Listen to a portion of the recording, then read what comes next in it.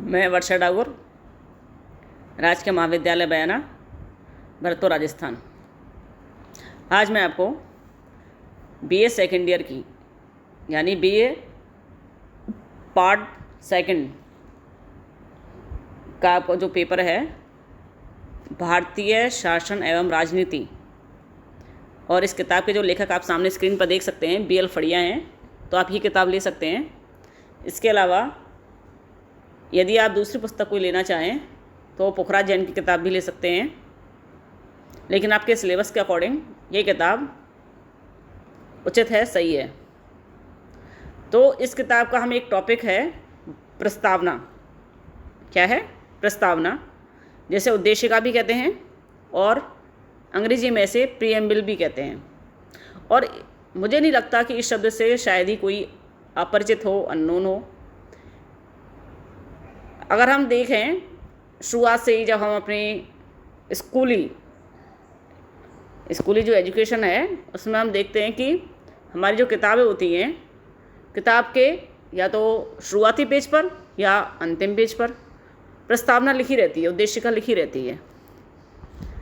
और जैसे कि आप सामने स्क्रीन पर देख सकते हैं, इस तरीके से हम बचपन से ही अपने किताबों में उद्देशिका को, प्रस्तावना को पढ़ते हुए आते हैं। लेकिन हम कभी ध्यान नहीं देते इसका क्या मतलब है, इसे क्या मायने हैं, इसे क्या उद्देश्य हैं। तो जैसे आप सामने देख सकते हैं, एक बार मैं आपको इसको पढ़कर सुना देती हूँ। हम भारत के लोग भारत को एक संपूर्ण प्रभुत्व संपन्न, समाजवादी, पंथनिरपेक्ष, लोकतंत्रात्मक गणराज्य बनाने के लिए तथा उसके समस्त नागरिकों को सामाजिक, आर्थिक, राजनीतिक न्याय, विचार, अभिव्यक्ति, विश्वास, धर्म और उपासना की स्वतंत्रता, प्रतिष्ठा और अवसर की समता प्राप्त करने के लिए तथा उन सब में व्यक्ति की गरिमा और राष्ट्र की एकता, अखंडता सुनिश्चित करने वाली बंधुता बढ़ाने के लिए दृढ़ संकल्प होकर अपनी इस संविधान सभा में आज तारीख 26 नवंबर 1949 को एतद द्वारा इस संविधान को अंगीकृत, अधिनियमित और आत्मार्पित करते हैं। ये हमारे संविधान की उद्देशिका या प्रस्तावना है। तो सबसे पहले हम जानना चाहेंगे कि उद्देशिका या प्रस्तावना का क्या मतलब होता है, इसका क्या तात्पर्य है, इसका क्या अर्थ है। तो इसको हम ऐसे समझ सकते हैं कि जैसे कोई भी किताब है, कोई भी पुस्तक है, तो उस पुस्तक के प्रारंभ में, शुरुआत में एक प्राकथन होता है जिसमें उस पुस्तक की विषय वस्तु, उसका उद्देश्य, उसका क्षेत्र, उसका उपागम आदि का संक्षिप्त उल्लेख होता है। और ये जो प्राकथन होता है वो पुस्तक का क्या होता है? सार होता है, जिसे पढ़कर हम पुस्तक के विषय में जो जानकारी है, जो प्रारंभिक जानकारी है, वो हम वहाँ से ले सकते हैं।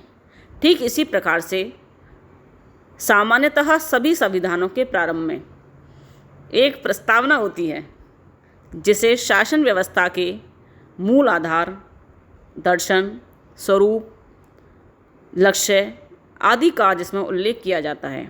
इसे पढ़कर उस देश की शासन प्रणाली के स्वरूप, उसके उद्देश्य, उसके कार्यक्षेत्र, व्यक्ति और राज्य के आपस के संबंध आदि का हम ज्ञान प्राप्त कर सकते हैं।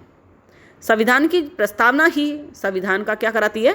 परिचय कराती है, और इसे संविधान की आत्मा कहा जाता है। तो समझ में आया कि प्रस्तावना के माध्यम से हम अपने संविधान को जान सकते हैं। प्रस्तावना संविधान का सार है, संविधान की आत्मा है, दर्शन है, प्रतिबिंब है। ये हुआ प्रस्तावना का तात्पर्य, इसका अर्थ। अब चूंकि हमने अभी बताया अभी आपको कि संविधान के प्रस्तावना है, हम भारत के लोग भारत को एक संपूर्ण प्रभुत्व संपन्न, ये जो प्रस्तावना है, इसे हम देखें कि इसका जो आधार जो था इस प्रस्तावना का, वो था पंडित जवाहरलाल नेहरू के द्वारा इसको तैयार किया गया था। कब? आज़ादी से पहले।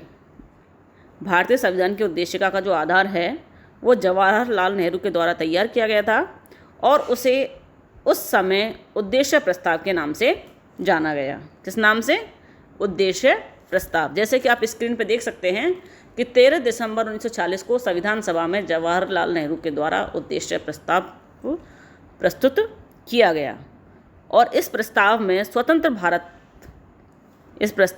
स्वतंत्र भारत के लिए बनाए जाने वाले संविधान के मूल सिद्धांत और शासन व्यवस्था की एक रूपरेखा प्रस्तुत की गई थी।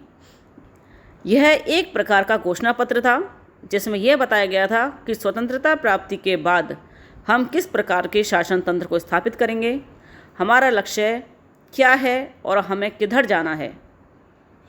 तो संविधान निर्मात्री सभा ने 8 दिनों तक उद्देश्य प्रस्ताव पर विचार विमर्श करने के पश्चात 22 जनवरी 1947 को इसे सर्वमान्य रूप से स्वीकार कर लिया।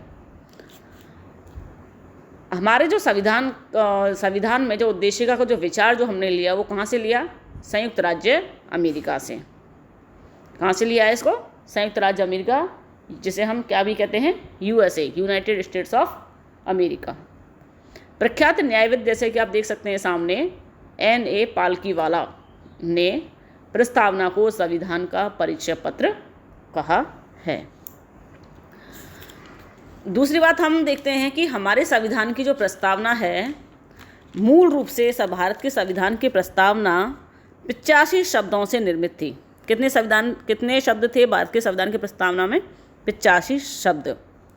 और सबसे जो महत्वपूर्ण जो चीज़ है, और ये अक्सर हमारे कॉम्पिटिटिव एग्ज़ाम में, प्रतियोगी परीक्षाओं में भी अक्सर पूछा जाता है कि संविधान की प्रस्तावना में जो 3 शब्द जोड़े गए, वो 3 शब्द समाजवादी, पंथनिरपेक्ष और अखंडता।